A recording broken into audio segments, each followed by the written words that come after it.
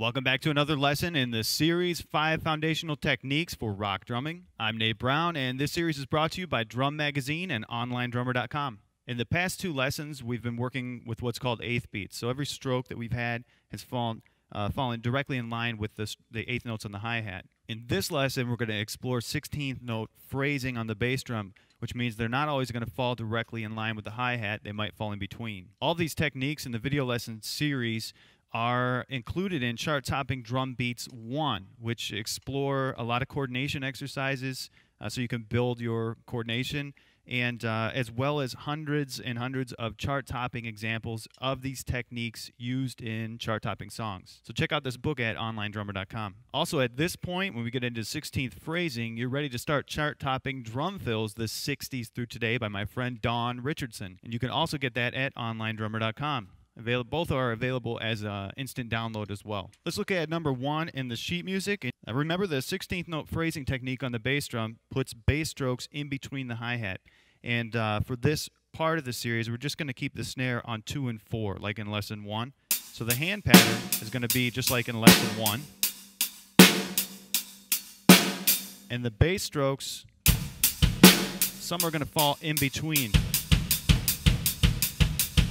What's called on the E's and U's, because 16th notes are counted a 1 E and a 2 E and a 3 E and a 4 E and a 1 E and a 2 E and a 3 E and a 4 E and a. That can actually create a pretty cool beat just by putting the 2 and 4.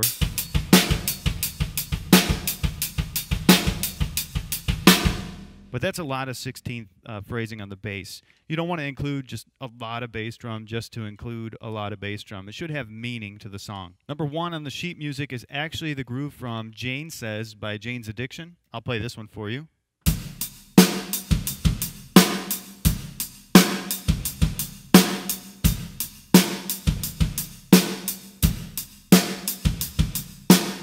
Even though everything doesn't line up exactly with the eighth notes, you can still use the vertical technique if you keep in mind that the eighth notes are staying consistent.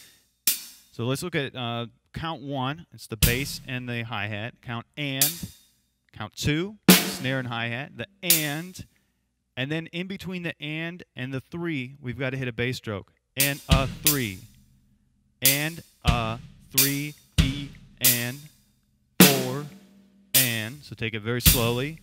And 2, and 3, E, and 4, and. Pay close attention that you're not speeding up or slowing down your hi-hat when you play those 16th notes. Number 2 on this sheet music includes more bass drum, so 2 kicks in a row. I'll play this one for you.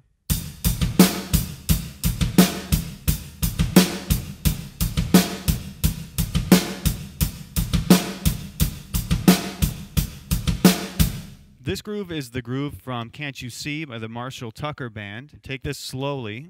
1 and a 2 and 3 and a 4 and. Count 1, hi-hat bass. Count and, hi-hat bass. And then in between the and 3 is another bass. 1 and a 2.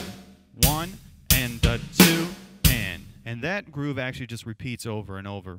1 and a 2 and. Ba, da, da, da.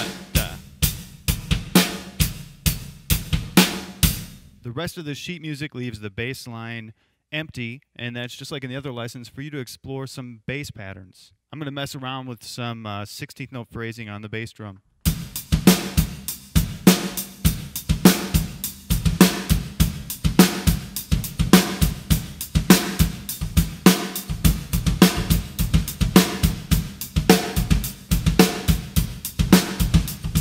I hope you enjoyed this lesson and have fun exploring your own grooves on that sheet music. The next lesson in this series covers 16th note phrasing on the snare drum.